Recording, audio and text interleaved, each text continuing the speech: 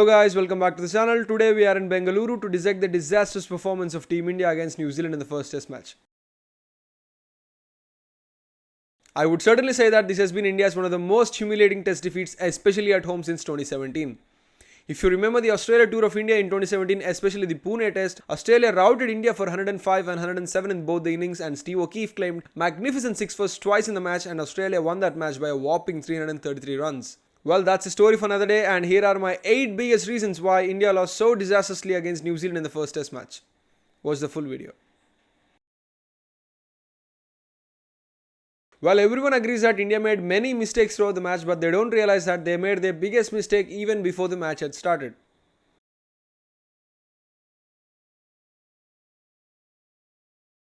Well, what were they even thinking? Because it was always going to assist the fast bowlers, at least early on. Well, I feel that the Indians were devoid of the senses and they couldn't even comprehend what was going right in front of their own eyes. It was cloudy and there was moisture in the air, and yet, for God knows why, they chose to go in with only 2 seamers. Well, India shot themselves in the foot and they would pay very heavily for that later in the match.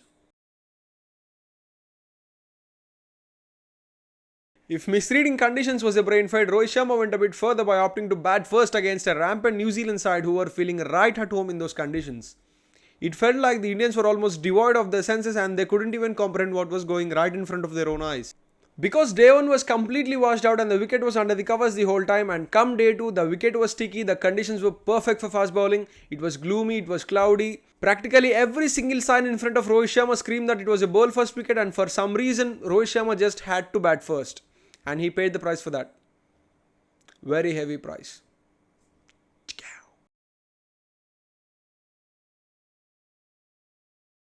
I read a quote somewhere that said actions have consequences, and well, you're damn right they do, especially for Rohit Sharma, who opted to bat first and a bowl first wicket against a rampant New Zealand side who were breathing fire with the ball.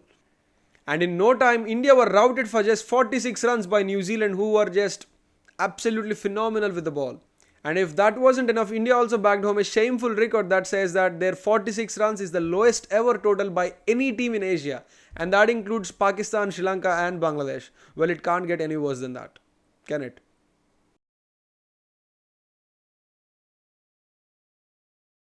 Well, this has been a recurring theme for Team India since a very long time. When the likes of Rohit and Kohli fail, the rest of the team often struggles to pick up the slack and just collapses like a pack of cards. In a test like this, especially when your star players don't step up, it puts enormous pressure on the rest of the side.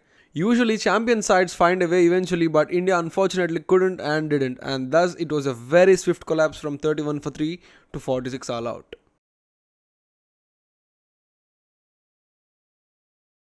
Conway's 91 and Rachin Ravindra's magnificent 134 put India under immense pressure. They built partnerships, wore the Indian bowlers down and ended up with a massive score of 402 with a monstrous lead of 351 runs. Well, that lead of 351 felt like 1,000 for the Indians, and it allowed New Zealand to dictate the terms for the rest of the match.